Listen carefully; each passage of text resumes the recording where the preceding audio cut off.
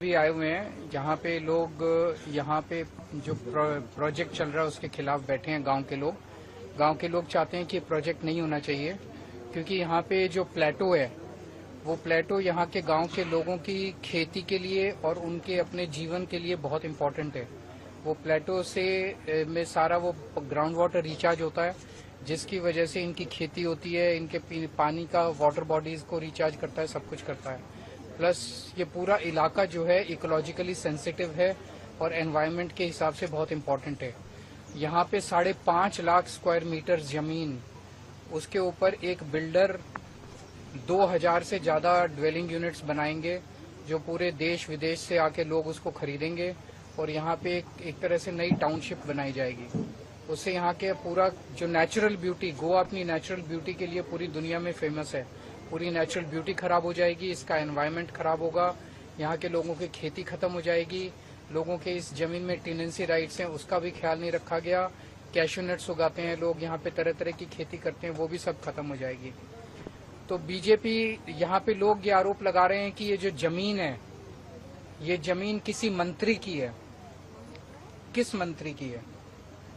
मैं सीएम साहब से पूछना चाहता हूँ, यहाँ के जो प्रमोद सावंत साहब हैं, कि ये किस मंत्री की जमीन है?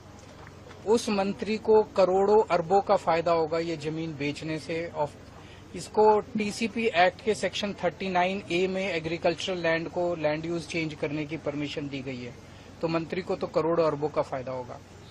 जिस बिल्डर को दी गई है, ऐसा आरोप लग रहा है कि वो बिल्डर बीजेपी से कनेक्टेड है, बिल्डर को भी करोड़ों अरबों का फायदा होगा। गोवा के लोगों को क्या मिलेगा? इस गांव के लोगों को क्या मिलेगा?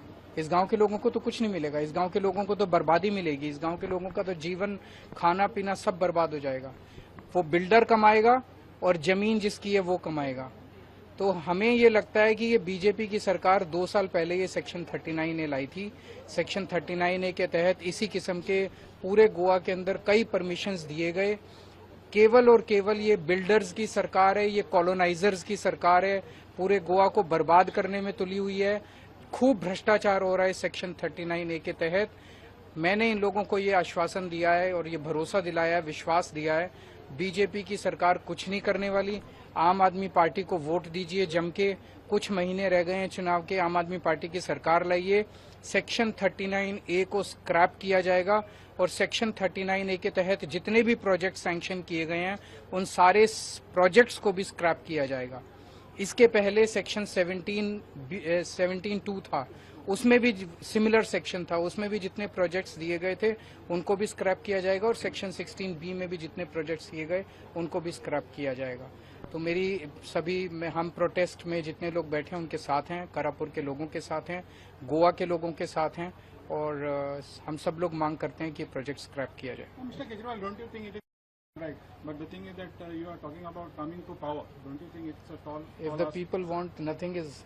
जब हम दिल्ली में पहली बार चुनाव लड़े थे, हमने 1 साल पहले पार्टी बनाई थी और 1 साल के अंदर लोग सत्ता में ले आए थे। तो अगर जनता चाहेगी तो जनता तो मालिक है, जनता तो कुछ भी कर सकती है। सर, आज तो 57 डेज हो गए सर, फिर भी अभी तक कुछ सोल्यूशन नहीं मिल रहा है। मैंने तो इनको कहा कि ये बिल्डर्स की सरकार है, ये कॉलोनाइजर्स की सरकार है, ये गोवा को लूटने में लगी हुई है। इस सरकार से उम्मीद करना बेमानी है। ये सरकार कुछ नहीं करने वाली। सर,